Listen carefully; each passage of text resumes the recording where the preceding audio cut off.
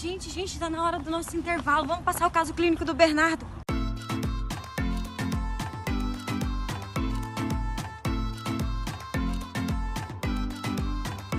Aproveitar que a gente está aqui reunido, nesse curto espaço de tempo do intervalo, e vamos discutir sobre o caso do Bernardo, que é aquele paciente que tem 14 anos, ele foi diagnosticado há um mês atrás com diabetes mellitus tipo 1, e nós devemos saber, para começar essa discussão, o que é a diabetes mellitus tipo 1. Ela é chamada também de diabetes juvenil e ela é caracterizada pela infiltração linfocitária nas ilhotas de Langerhans, ou seja, os glóbulos brancos invadem essas ilhotas e destroem as células beta-pancreáticas, que por sua vez progressivamente levará a um quadro de escassez de insulina. Isso fará com que a pessoa seja insulino-dependente desde a sua tenra idade até a sua fase adulta. E como que é a fisiopatologia da diabetes juvenil? Bom, os autoantígenos, eles ativam as células de defesa, dentre elas o macrófago, os linfócitos T CD4, os linfócitos T CD8 e também outras células de defesa, como os eosinófilos.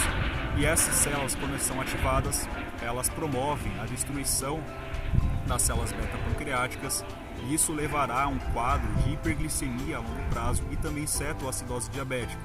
Ou seja, o paciente terá um quadro onde ele precisará sempre utilizar a insulina de forma exógena para que ele consiga ter a captação da glicose para dentro das células.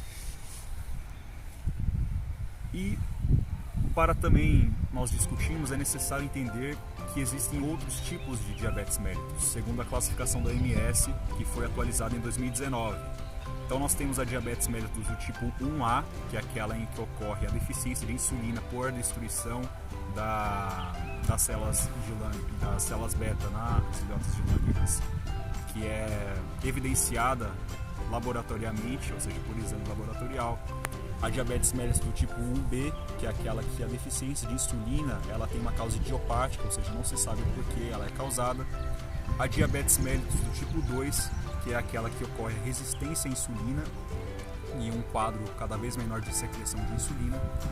A diabetes mellitus gestacional, que é aquela que a mãe desenvolve durante a sua gestação e com a ausência de algum quadro de diabetes antecedente. E os outros tipos de diabetes mellitus, como as monogênicas, a diabetes neonatal, que pode ser temporária ou permanente, a diabetes secundária a endocrinopatias, a diabetes secundária às doenças do pâncreas exócrino, as doenças secundárias a infecções e a diabetes secundária a medicamentos.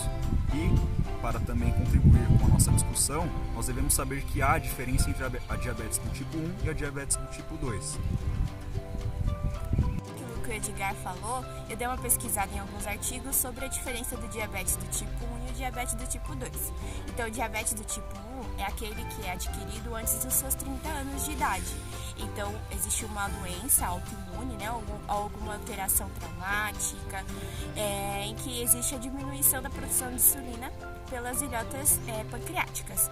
Já a diabetes do tipo 2, ela pode ser por alguma causa desconhecida ou por uma inflamação, uma cirurgia, tumor, ou até o uso de alguma droga que vai destruir essas células que ficam no pâncreas e com isso vai diminuir a produção de insulina. Ou se não, pode continuar produzindo ou produzir a mais a insulina, porém o corpo cria uma resistência. Então vai ter um déficit relativo da insulina.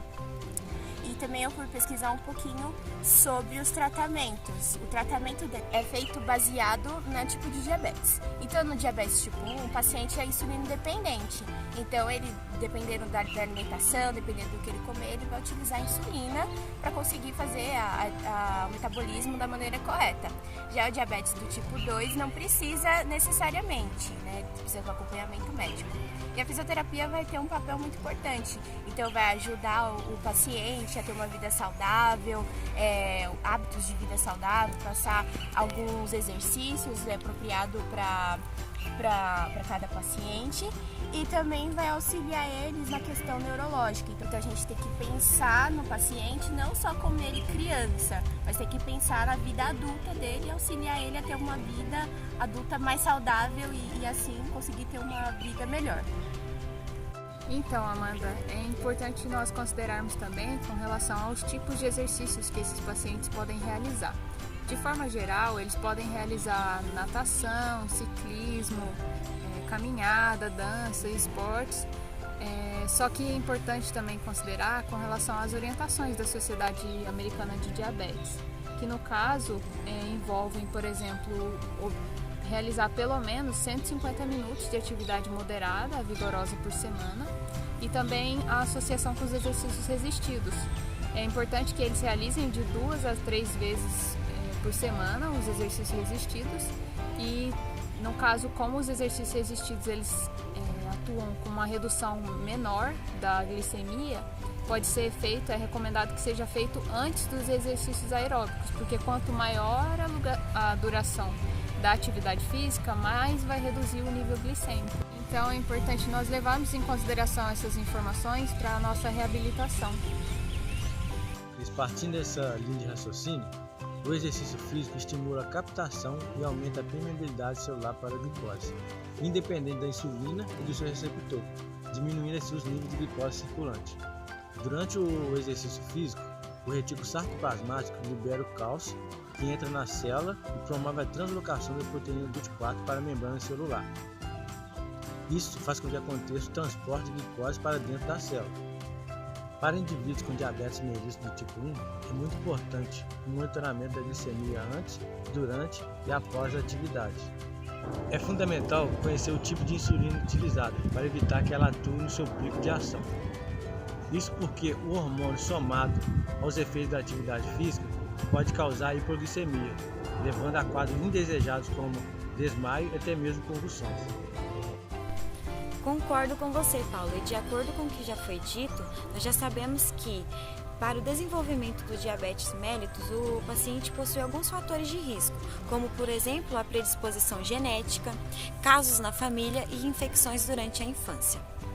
Além disso, o paciente com diabetes do tipo 1, ele é mais propenso a ter crises de hipoglicemia. Também ele vai ter uma perda de peso significativa, um aumento exacerbado também da diurese e ele vai ter uma desidratação, que vai ser possível ser notada. Como consequência do diabetes tipo 1, nós temos o acúmulo de glicose no sangue do paciente. E isso vai levar o paciente a desenvolver lesões nas placas dos vasos sanguíneos, que vão comprometer a oxigenação dos tecidos, levando também ao comprometimento de alguns órgãos do corpo, o que pode aumentar o risco de infartos e também de AVCs. E também a neuropatia diabética, que é a perca de sensibilidade no tecido do paciente. E essa perca de sensibilidade, caso o paciente venha a se ferir, ele pode acabar tendo dificuldades no processo de cicatrização devido ao acúmulo de glicose no sangue, e essa dificuldade pode acabar evoluindo o caso do paciente ao ponto de ser necessário que ele venha a amputar o membro.